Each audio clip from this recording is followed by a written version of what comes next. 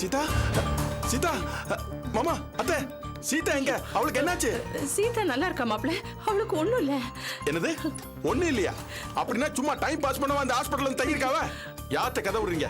எல்லாம் எனக்கு தெரியும். சீதாக்கு என்னாச்சு? கொஞ்சம் பொறுமையா கேளுங்க மாப்ள. சீதாக்கு ஒண்ணும் இல்ல மாப்ள, தவறுதலா படியில இருந்து கீழே விழுந்துட்டா. அத்தை, அவ கீழே விழுந்துட்டா ஓகே, ஆனா நீங்க சொல்ற மாதிரி அவ தவறி போய் கீழே விழல. எல்லாம் எனக்கு தெரியும் அத்தை. அங்க என்ன நடந்தது, சீதாவை பிடிச்சி கீழே தள்ளி விட்டது யாரு, எல்லாம் எனக்கு தெரியும். எல்லாம் எங்க அம்மா கழுவி எங்கிட்ட சொல்லிட்டாங்க. அத்தை, வர வர உங்க பிள்ளையோட அக்கிரமத்துக்கு ஒரு அளவு இல்லாம போச்சு. ஏதோ இக்கட்டான சூழ்நிலையில் நான் உங்களை அண்டி வாழ்ந்துட்டு இருக்கேங்கிறதுனால என்ன பார்த்து இலக்கரமா போச்சு உங்களுக்கு. எந்த தைரியத்துல உங்க பிள்ளை என் பொண்டாட்டி கை நீட்டினா? மாப்ள, தப்புதான் மாப்ள, தப்புதான். எனக்கு உன் மேல கோவமா தான் இருக்கு. அப்போ ஓகே, அப்படின்னா அவன் வந்தது நீங்க நானு ரெண்டு பேர் சேர்ந்து அவனை ஃபயர் பண்றோம். அதுல அவன் சும்மா கதறி அடிச்சு ஓடுன அவன். வேண்டாம் மாப்ள, கொஞ்சம் பொறுமையா இருங்க. அவன் ஏதோ கோவத்துல அடிச்சிட்டான் போல இருக்கு. இவன் ஏதாவது எதிர்த்து பேசியிருப்பா. உங்களுக்கே தெரியும் அவன் கோவக்காரன். கையை நீட்டிட்டா. தயவு செஞ்சு இதை பெருசுப்படுத்தாதீங்க மாப்ள. அவன் கோவக்காரனா இருக்கட்டும், அதுக்காக அவன் கோவத்தை காட்ட ஏன் பொண்டாட்டி தான் கிடைச்சாலா? ஏன் அவன் கோவத்தை அவன் பொண்டாட்டி மேல காமிக்கிறது இல்ல உங்க மேல காமிக்கிறது? இழிச்சவன் யாருன்னா இந்த ராஜாராம் அவன் பொண்டாட்டி தானா? மாப்ள, அப்படி சொல்லாதீங்க. அவன் ஏதோ கோவத்துல அடிச்சிட்டான் போல இருக்கு. இது இவ்வளவு பெரிய விவகாரம் ஆகும் அவனுக்கு தெரியாது.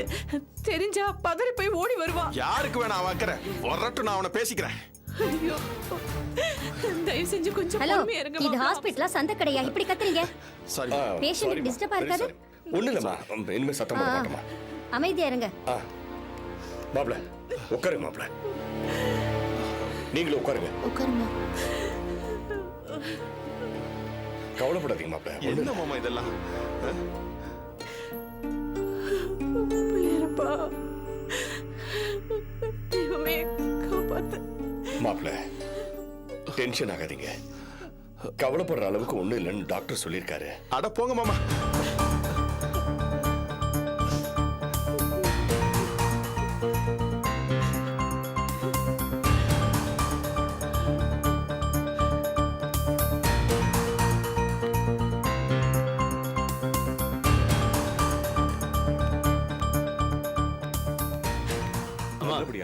என்னமாச்சு?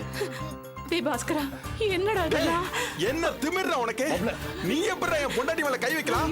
அவளும் நானும் ஒண்ணு அண்டி வாழ்றங்கிற திமிராடா உனக்கு? மாப்ள, கொஞ்சம் பொறுமையா இருங்க மாப்ள. நீங்க நான் சும்மா கேக்குறேன். இருங்க. இது பாருங்க, அவ தொண்ணு பேசி பிரச்சனை பண்ணா. கோவத்துல தள்ளிட்ட, அடிக்கணும்னு நினைக்கல. அவ என்ன பண்ணிருந்தாலும் ஏன்டா சொல்லிருக்கணும் நீ. நீ எப்படி கை நீட்டலாம்? கேட்க ஆள் நினைச்சிட்டியா? ஏதோ மூணாம் மனுஷன் கிட்ட பேசுற மாதிரி பேசாதீங்க. சீதா அவங்க பொண்டாட்டினா அவன் அக்கா. அதான்டா எனக்கு கோவமே. அவ அக்காடா, அவளே ஏன்டா அடிச்ச? எப்போ மாதிரி ஏதாவது பேசிருந்தா கண்டுக்காம விட்டுருப்பேன். ரஞ்சினி பத்தி அனாவசியமா பேசினா, அதான் சட்டுன்னு கோவம் வந்துச்சு. என்னது? அந்த ரஞ்சினி இன்னும் பெரிய ராஜகுமாரியா? அவளை பத்தி பேசுனதுக்கு என் பொண்டாட்டி அடிச்சு ஆஸ்பத்திரி கொண்டு வந்திருக்க நீ? ஏடா, ஊர் உலகத்துல அந்த ரஞ்சினியை பத்தி என் பொண்டாட்டி மட்டும் தான் பேசுறாளா? எத்தனையோ பேர் பேசுறா. அத்தனை பேர் இப்படி தான் போய் அடிப்பே நீ? மாமா ப்ளீஸ், இந்த மாதிரி அனாவசிய பேச்சில் அவ இறங்கினதுனால தான் எனக்கு கோவம் வந்துச்சு. இல்லைன்னா நான் அவளை கை நீட்டி அடிச்சிருப்பேன். டேய், நீ போய் சொல்லடா. மாமா ப்ளீஸ், நான் சொல்றதை நம்புங்க. இது நடக்கும்போது அங்க யாரும் இல்லை, நான் ப்ரூஃப்லாம் கொடுக்க முடியாது. அவர் ரஞ்சினி பத்தி தப்பா பேசினா, அதான் கை நீட்டி அரைஞ்சிட்டேன். அதான் அடி அடின்னு அடிச்சு சித்திரவதை பண்ணி கடைசியில் ஆஸ்பத்திரி வரைக்கும். Stop it. அவ அனாவசியமா ரஞ்சினி பத்தி பேசினா, அதான் அப்படி நடந்துச்சு. என்ன மன்னிச்சிருங்க. என்னது? ஏண்டா, அந்த ரஞ்சினியை பத்தி பேசினா அடிப்பியா நீ?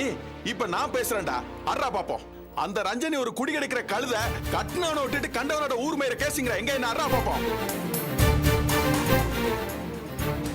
பொம்பளை என்னோட கை வச்சிட்டே, ஆம்பளை நான் சொல்றேன் அறா. இப்ப என்ன அறா அறா பாப்போம். கொஞ்சம் மரியாதை பேசுங்க. ஏய், உனக்கு என்னடா மரியாதை? எடியா கைய என்னையா போனா போதுன்னு பார்த்தா நீ பாட்டு நம்ம பெருசா மேலே ஏறி விழுற. அவன் தான் சீதாக்கு இப்படி அடிச்சேன்னு வருத்தப்படுறான்ல. உங்ககிட்ட மணி பல்ல வர கேக்குறான்ல. நீ என்னமோ பெரிய இவன் மாதிரி சட்டையை பிடிக்கிற. உன் மனசுல என்ன பெரிய இவன் நினைப்பாயா? எல்லாரும் கூட்டு சேர்ந்தாச்சா? அப்பா அம்மா பையன் பொண்ணுன்னு எல்லாரும் ஒரே டீம் ஆயிட்டீங்க. என் பொண்டாட்டியை மட்டும் ஒதுக்கிட்டீங்க. அப்படித்தானே? இத நான் சும்மா விட போறது இல்ல. ஒரு பெரிய பிரச்சனையாக்கே தீருவேன். என்ன பண்றது எனக்கு தெரியும். முதல்ல எல்லாரும் வெளியே போங்க. போங்க. யார் தேவை எனக்கு தேவையில்லை. ஏன் டென்ஷன் ஆறீங்க? டேய் போடா. என் பொண்டாட்டியை எப்படி பாத்துக்கணும் எனக்கு தெரியும்டா. முதல்ல நீ வெளியே போ. போகும்போது உங்க அம்மாவை கூட்டு போ. எத்தனை லட்சம் செலவானாலும் சரி என் பொண்டாட்டியை எப்படி காப்பாத்தி கூட்டு வரணும் எனக்கு தெரியும்டா. சீதாங்கிற உங்க ஹஸ்பண்ட் யாருங்க? நான் தாங்க சீதாவோட ஹஸ்பண்ட். நீங்க எதுவா இருந்தாலும் என்ன சொல்லுங்க. இந்த மெடிசன்ஸ்லாம் வாங்கிட்டு வாங்க. இதெல்லாம் எவ்வளவு ஆகும்? 2000 ரூபா ஆகும் சார். சீக்கிரம் வாங்கிட்டு வாங்க.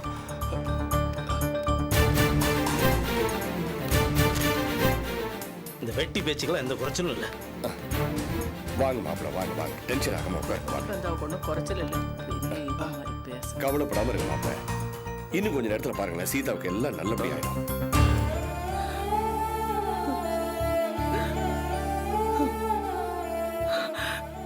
ஆர்த்தி எப்படி இருக்கா? சந்தோஷமா இருக்காளா? இருக்காமா. அவ முகத்துல எப்போதுமே இருக்கிற சந்தோஷம், கேலி, சிரிப்பு இப்ப எதுவுமே இல்ல. எனக்கே அவளை பாக்குறதுக்கு ரொம்ப கஷ்டமா இருந்துச்சு. பாவி மக, அவ சந்தோஷத்தையும் இழந்துட்டு நம்மளையும் வேதனைப்பட வச்சுட்டாளே. இதெல்லாம் தேவையாடி? பாவமா இருக்குமா. அந்த வீட்ல அவளால ஒட்டவே முடியல போல இருக்கு. ஏதோ தலையெழுத்துன்னு ஒவ்வொரு நாளும் அங்க ஓட்டிட்டு இருக்கா. என்கிட்ட ரொம்ப தூரம் மன்னிப்பு கேட்டு அழுதா. என் கல்யாணம் நின்னு போறதுக்கு காரணம் தான் தான்ற குற்ற உணர்ச்சி இன்னும் அவள்கிட்ட இருக்கு. நான் அவளுக்கு ஆறுதல் சொன்னேன்.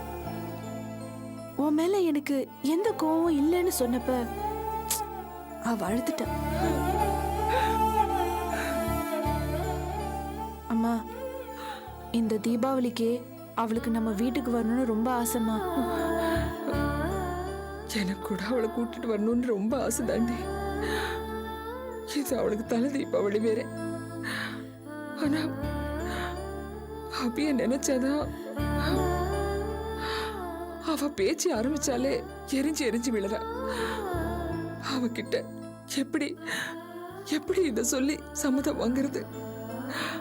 அம்மா, ஆர்த்தி ஒன்னும் முறை சீரு வேணும்னு நினைச்சு இங்க வரணும்னு ஆசைப்படல.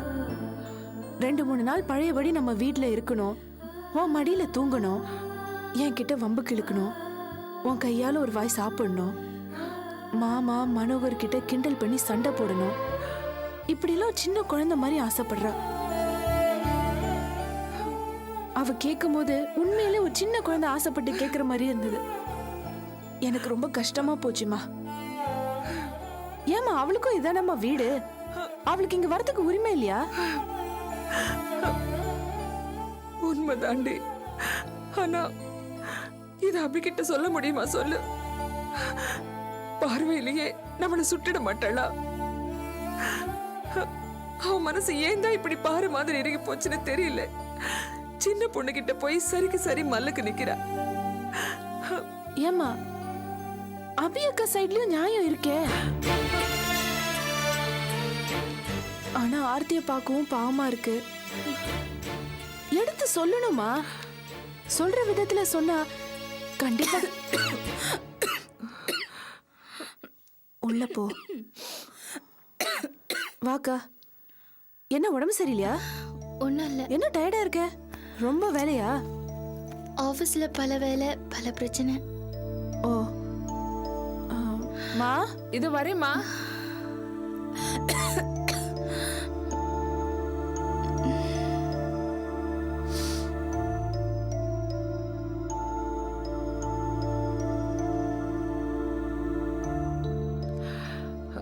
அபி, காஃபி சூடா இருக்கா? இல்லை சொல்லு.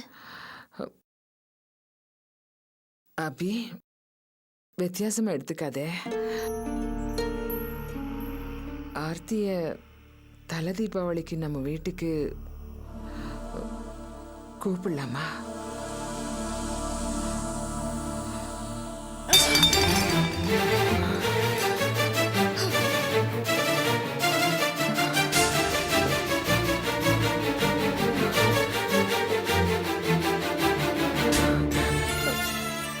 பாத்தியாடி, ஆர்த்தி பேச்சு எடுத்தாலே அவ என்ன காரியம் பண்றா பாத்தியா? இது பாரு, நீ அழாத. இது பாரு, அக்கா வந்தோடனே ஆபீஸ்ல ஏதோ பிரச்சனைன்னு சொன்னிச்சுமா. அங்க என்ன பிரச்சனையோ, அக்கா வந்தோடனே இந்த பேச்சு எடுத்திருக்க கூடாது. என்ன டென்ஷன்ல வந்துச்சோ. சும்மா இருடி. ஏதாவது சொல்லிட்டு இருக்காது. அம்மா இந்த பாருமா, அக்கா கிட்ட பேசலாம், மெதுவா பேசலாம். டம்ளரை தூக்கி இப்படி வீசி அடிக்கிறா. என் மூஞ்சில அடிச்ச மாதிரி இல்ல இருக்கு. இது வரைக்கும் அவ எப்போது இந்த மாதிரி பண்ணாளா? நீயும் ஆர்த்தியும் இந்த மாதிரி பண்ணா அவ கண்டிச்சிட்டு இருப்பா. இப்ப அவளே இந்த மாதிரி பண்ணா நான் என்னடி சொல்றது? அம்மா இந்த பாருமா, அக்கா மனசுல 1000 வருத்தம் இருக்கும், அதனால கோவப்பட்டு இப்படி பண்ணிருக்கோம். என்னடி 1000 வருத்தம்? அப்படி இருந்தா தான் என்ன? என் மனசுல எவ்வளவோ வருத்தங்கள் இருக்கு. அம்மா, அதெல்லாம் சமாளிச்சுக்கிட்டு உங்களை வளர்க்கலையா?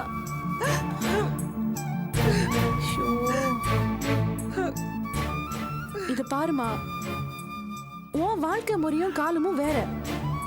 அபி அக்கா ஆபீஸ்ல என்ன பிரச்சனை நம்ம கிட்ட வந்து சொல்றது இல்ல, நாம தாமா புரிஞ்சுக்கணும். நீ இப்படி நடந்துக்காதம்மா. போடி.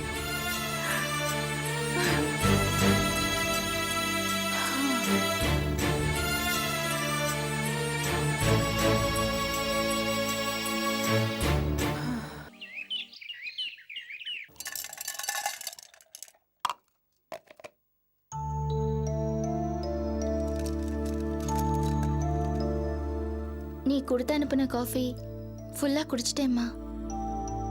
இது பாரு, கொஞ்சம் கூட மிச்சம் வைக்காம எல்லாத்தையும் குடிச்சிட்டேன். அம்மா என்னை மன்னிச்சிரு. உன்கிட்ட நான் அவ்வளவு மோசமா நடந்துக்கிட்டது தப்புதான். காஃபி எல்லாம் நேத்து நான் தூக்கி அடிச்சிட்டேன். ஆபீஸ்ல எனக்கு ஏகப்பட்ட டென்ஷன் அம்மா, அதான் அந்த மாதிரி நடந்துக்கிட்டேன். இருந்தாலும் அதை நியாயப்படுத்த முடியாது. I am sorry.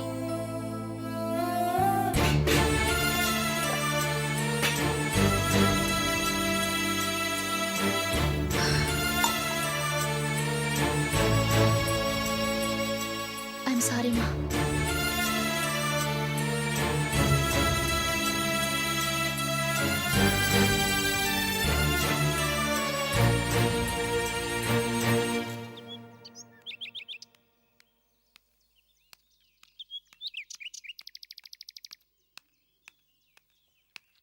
அக்கா, ஆபீஸ் கிளம்பிட்டியா? ஆமா. உன்கிட்ட ஒரு முக்கியமான விஷயம் பேசணும். என்ன?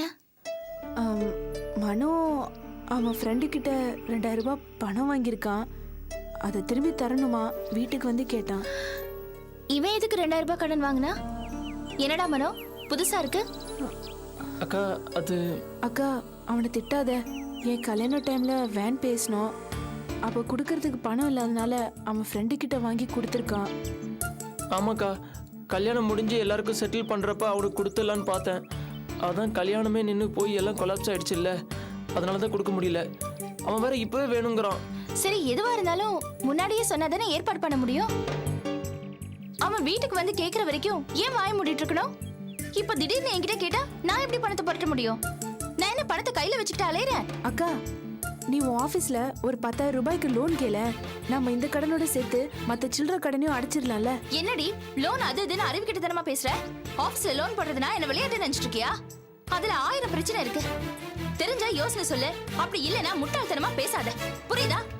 பெரிய யோசனை சொல்றாங்க, யோசனை.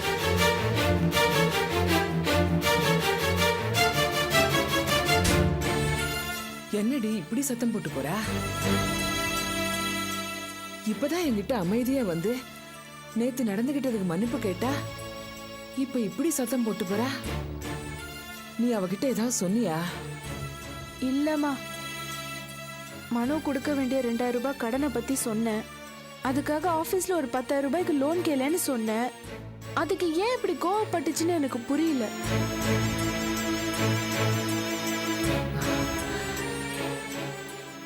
அபிக்கு என்னாச்சுன்னே தெரியலடி. அவகிட்ட இந்த பொறுமை எல்லாம் எங்க போச்சுன்னே தெரியல.